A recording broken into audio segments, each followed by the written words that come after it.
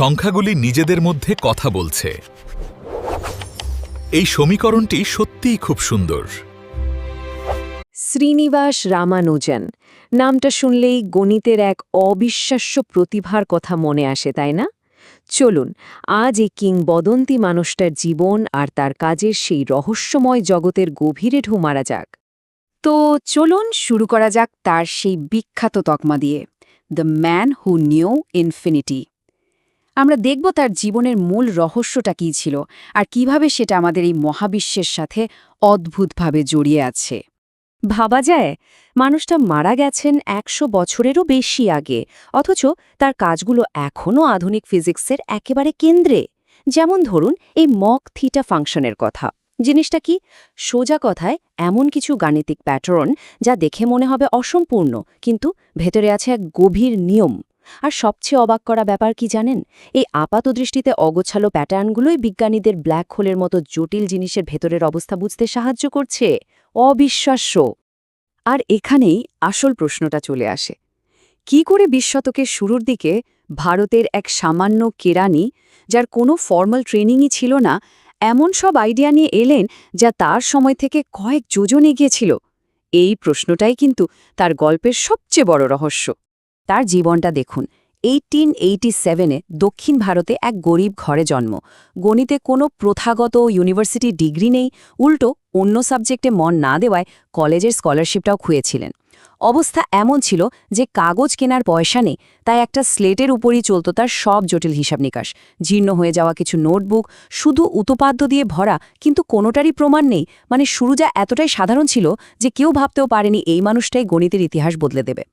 তো এরপরেই আসে সেই টার্নিং পয়েন্ট, যা শুধু রামানুজনের জীবন নয়, গোটা গণিতের ইতিহাসকেই পাল্টে দিয়েছিল। সালটা ১৯১৩। কেমব্রিজ ইউনিভার্সিটিতে একটা চিঠি এসে পৌঁছল। রেমিটেন্টে ঠিকানায় লেখা, মাদ্রাজের এক অখ্যাত কেরানি।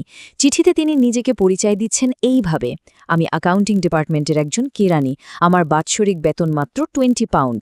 এই একটা চিঠি ছিল এক নতুন যুগের সূচনা। চিঠির ভেতরে যা ছিল তা দেখে কেমব্রিজের বাঘা বাঘা শিক্ষাবিদদের চোখ কপালে ওঠার জোগাড়।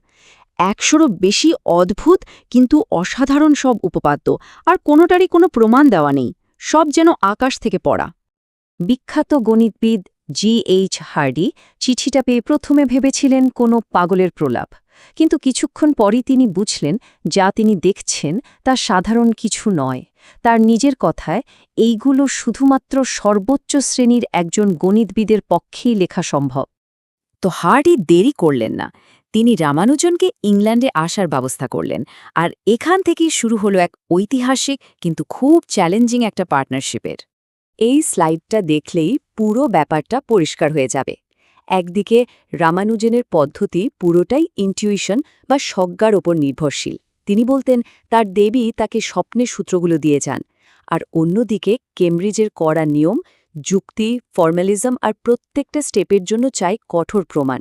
মানে প্রমাণ ছাড়া কোনো কথাই হবে না। এটা ছিল দুটো সম্পূর্ণ ভিন্ন জগতের এক অদ্ভুত সংঘাত। রামানুজনের কাছে গণিত কোনো শুকনো বিষয় ছিল না, এটা ছিল আধ্যাত্মিকতার মতো। তিনি নিজেই বলতেন, একটা সমীকরণ আমার কাছে কিছুই না যদি না সেটা ঈশ্বরের কোনো ভাবনাকে প্রকাশ করে।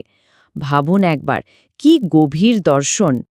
কিন্তু ইংল্যান্ডের জীবনটা তার জন্য সহজ ছিল না। একদিকে ছিল অচেনা সংস্কৃতি আর ভয়ঙ্কর একাকিত্ব। তিনি ছিলেন কট্টর নিরামিষাশী, তাই ঠিক মতো খাবার খুঁজে পাওয়াটাই ছিল এক বিরাট সমস্যা। তার ওপর প্রথম বিশ্বযুদ্ধের সময়কার বর্ণবাদ, প্রতিকূল আবহাওয়া, সব মিলিয়ে তার শরীর আর মন দুটোই ভাঙতে শুরু করেছিল। এত সব প্রতিকূলতার মধ্যেও কেমব্রিজে কাটানোর সময়টাই ছিল তার জীবনের সবচেয়ে প্রোডাক্টিভ। কিন্তু সময়টা খুব দ্রুত ফুরিয়ে আসছিল।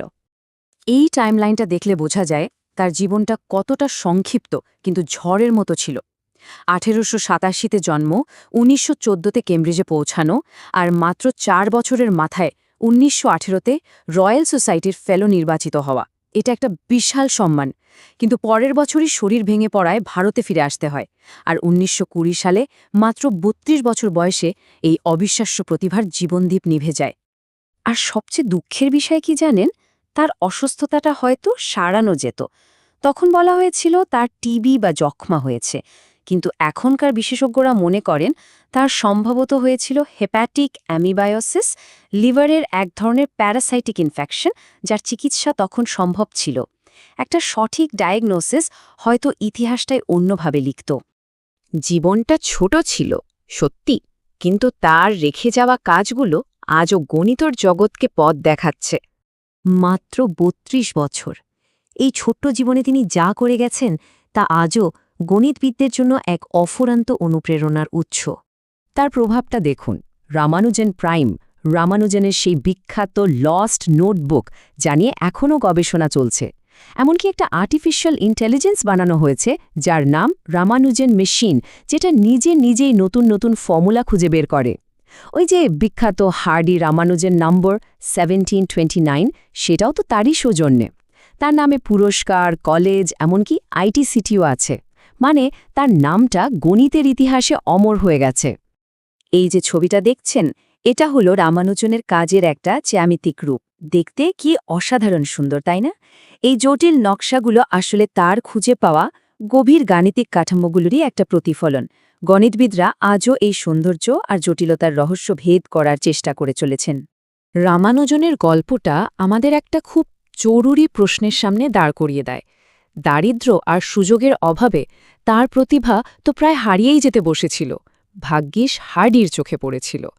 কিন্তু ভাবুন তো একবার, তার মতো আরও কত প্রতিভা হয়তো এভাবেই পৃথিবীর আনাচে কানাচে হারিয়ে যায়, যাদের কথা আমরা কোনোদিন জানতেও পারি না।